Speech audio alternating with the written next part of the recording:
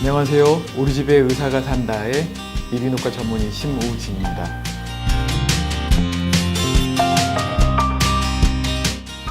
오늘은 이제 진료하시다 보면 환자분들이 의외로 잘 알고 계시면서도 잘 못하고 있는 거, 코 푸는 방법에 대해 설명드릴게요. 제목은 코를 결따라 풀어라 이지만은 부제를 말하면 코를 세게 푸는 게 얼마나 위험한지, 그다음에 어떻게 하면 제대로 푸는 방법인지 설명드리겠습니다. 콧물이 뭐라고 생각하세요? 콧물은 원래는 이제 들어온 공기를 차갑고 건조한 공기가 코 속을 지나가면서 4분의 1초 만에 따뜻하고 축축하게 지나가면서 가습기 역할을 하는 게 코란 말이에요. 그럴 때 필요한 게 코 점막에서 나오는 물이죠.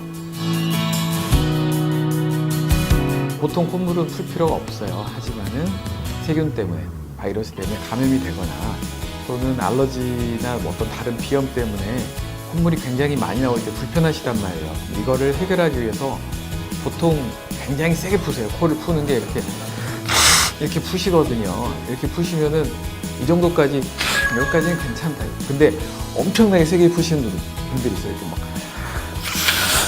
이렇게 하시다 보면 눈이 튀어나올 정도 또는 귀가 들썩일 정도 이렇게 되는데, 이렇게 되면 이제 세균들이 우리 몸에 들어와서 코 속에서 다른 곳으로 확산을 되려고 하는 거거든요. 일단 세균이 와서 들어올 때 또는 바이러스가 와서 들어올 때 나는 코만 점령하고 끝날 거야, 이런 바이러스나 세균은 없단 말이죠. 전체적으로 퍼져나가려고 하는 건데, 그걸 막기 위해서 우리 몸이 동원되는 게 백혈구나 항체, 이런 시스템들을, 다르게 말해서 면역 시스템인데, 얘들이 싸우다 보면 전쟁이 일어나는 거죠. 싸우게 되면 세균은 죽어가면서 그냥 안 죽고 외독들을 준비하기도 하고, 또 우리 몸의 항체나 이런 시스템들이 전장에 널려져 있고, 그런 것들이 만들어지게 콧물, 흔히 말하는 노란 코가 되는 거예요. 또는 뭐 비염 때는 그냥 맑은 코가 많이 나오겠지만 이렇게 되는데, 그럼 이 콧물이 과연 해로우냐? 그렇진 않아요. 어릴 때 많이 드셔보셨죠? 해가지고 정말 많이 먹어봤잖아요. 배부르게 먹은 경험도 있을 거예요. 그런데 다들 안전하게 멀쩡하게 살아 계시거든요. 달리 말하면 콧물이 그렇게 해롭진 않아요.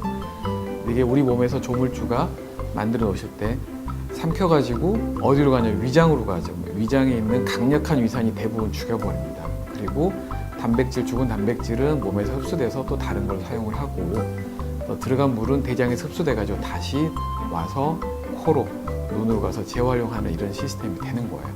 그런데 이런 콧물을 강하게 풀어서 없애겠다. 왜냐하면 지저분하니까 없애고 싶다. 내 몸은 정말 깨끗하고 단 하나의 세균도 허용하지 않을 거예요. 지고지순하니까 깨끗한 몸에 어찌 내 옥체, 감히 세균 따위가 들어오게 하겠느냐 해서 막 푸시는 분들이 있었는데, 근데 내 몸이 면역 기능을 믿으세요. 믿고 이제 콧물을 어떻게 해결하면 좋은지 설명을 드릴게요. 콧물은 보통 자연스럽게 하루에 1.5리터 정도가 분비가 됩니다. 코 점막을 통해서. 그럼 감염이 될 때는 어떻게 될 것이냐? 감염이 될 때도 마찬가지로 1.5에서 2리터 정도 콧물이 분비가 돼요. 1.5에서 2리터. 굉장히 많잖아요. 종이컵으로 하면은 7개에서 10개 정도 되겠죠. 근데 이걸 내가 아무리 뱉어내도 종이컵 3개 이상 뱉는 분들이 거의 없어요. 대부분 다 먹습니다. 그래서 먹는 거 두려워하지 마세요. 코를 세게 풀어버리면 어떤 일이 벌어지냐면, 이렇게 압력을 주는 순간 코 옆에 부비동이 일하고 있다고 그랬잖아요. 부비동으로 세균이 쉽게 들어가 버립니다. 세균이 그렇게 오매불망 들어가고 싶어 하는데 내가 알아서 도와주는 거죠. 막는 게 아니라 구석구석 박아 넣는 거예요.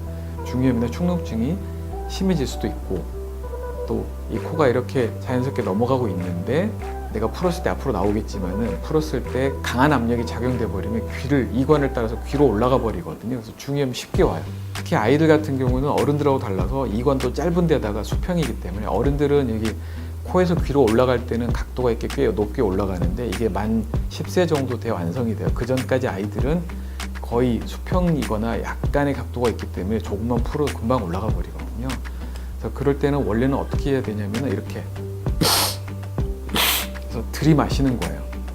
그래서 삼켜버리거나 뱉거나, 이게 차라리 낫고, 이게 나는 적응을 못하겠어. 그러면은 코를 세게 풀지 말고 한쪽씩만 이렇게 풀어서 압력을 낮춰주세요.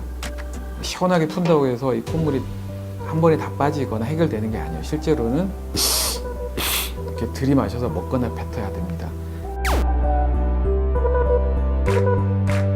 그 이유는 코에는 점액 선모 운동이라는 게 있어요. 점액 선모 운동이 뭐냐면 점막에는 그 군용 담요 보면 잔털들 많잖아요. 그런 털들이 무수히 많이 깔려 있어요. 그래가지고 거기서 한쪽 방향으로 계속 잔잔하게 살살살살 움직이면서 여기 있는 거 이렇게 자꾸 움직여주거든요. 움직여주는데 코 점막에 점액 선모 운동을 테스트하는 방법이 있는데 교과서에 보면 사카린 테스트라고 해가지고 여기 코 속에다가 살짝 사카린이나 설탕 같은 걸 집어넣어요. 거기다 놔두고 나오면은 이렇게 저절로 점액 선모 운동 때문에 쓱 넘어가면서 단맛이 느껴지기 시작하는 게 보통 10분에서 20분 내에 느껴져야 돼요. 그보다 더 느린 분들은 점액 선모 운동에 그러니까 자연적인 자정작용, 스스로 청소 기능에 문제가 있는 것들, 그런 분들은 축농증이 굉장히 잘 오고 중이염도 잘 옵니다. 근데 대부분의 사람들은 그렇지 않거든요. 그러니까 나의 원래 자연스러운 콧물의 청소 기능은 코 앞을 향한 게 아니라 코 뒤로 향해서 위장으로 가서 세균들을 죽여 없애는 시스템이에요. 이걸 믿고 내 몸을 믿고 따르세요. 근데 이걸 반대로 풀어버리면 이 자연스러운 결의 반대로 가는 거기 때문에 오히려 콧물이 적재될 수도 있고 한 번에 시원하게 빠져나오지 않은 것들 오히려 더 많이 쌓이기도 하고 코에서 부비동으로 넘어가서 축농증이 쉽게 와버리는 거죠. 그런 시스템이고 원래 축농증 있는 것도 뽑아내 주려면은 풀어서는 안 나와요. 이렇게 자연스럽게 좀 더 강하게 뽑아도 돼. 이럴 때는 이렇게 하셔도 됩니다. 물론 위장에 가도 살아남는 일부 균은 있어요. 근데 대부분의 감기균들은 그거하고 상관이 없습니다. 그래서 자연적으로 삼키는 것도 전혀 상관없으니까 삼키는 게 좋아요. 그렇게 하시는 게 오히려 내 몸을 더 건강하게 만드는 길이에요. 그리고 이제 코가 잘 안 풀리고 끈적끈적할 때가 있어요. 이럴 때는 식염수 세척 같은 걸 같이 해주시면 굉장히 편하게 풀리기도 하고 좋아지니까 그런 방법도 이용하시고요. 이제 또는 이 코를 촉촉하게 만들어주면 점액 선모 운동이 훨씬 빨리 활성화되면서 자연적으로 청소가 잘 되기도 하고 하니까 뜨거운 물 같은 거 이렇게 먹지 말고 뜨거우니까 한꺼번에 드시지 말고 이렇게 코 김을 대고 올라오는 수증기를 천천히 몇 번 들이마신 다음에 가볍게 풀어주시는 거 이런 것도 하나의 방법이고요. 또는 아침마다 코가 막혀서 너무 힘드신 분은 바로 샤워실로 가서 뜨거운 물을 틀어놓으세요. 공기 중에 수분 함량이 많이 올라가면 코가 자연스럽게 촉촉해지면서 많이 점액 선모 운동이 건강해지고 활성화되니까 그런 방법도 사용하세요. 지금까지 이제 여러 가지 이야기를 했는데 결국 결론은 단순합니다. 결 따라서 내 몸의 결을 따라서 자연스럽게 콧물을 해결하는 게 내 몸이 더 건강하고 나의 면역 기능을 도와주는 길이에요. 그래서 흔히 알고 있듯이 코를 강하게 푼다 이제 체득돼서 원래부터 하고 있겠지만은 이건 오히려 도와준다기보다는 코에 그 안 좋은 세균들을 여러 군데로 우리가 지켜야 될 부비동하고 중위로 확산시키는 결과가 될 수 있기 때문에 피하시는 게 좋아요. 많이 도움 되셨나요? 네, 오늘도 여러분의 건강을 위해서 우리 집의 의사가 산다 심호진 원장이었습니다. 감사합니다.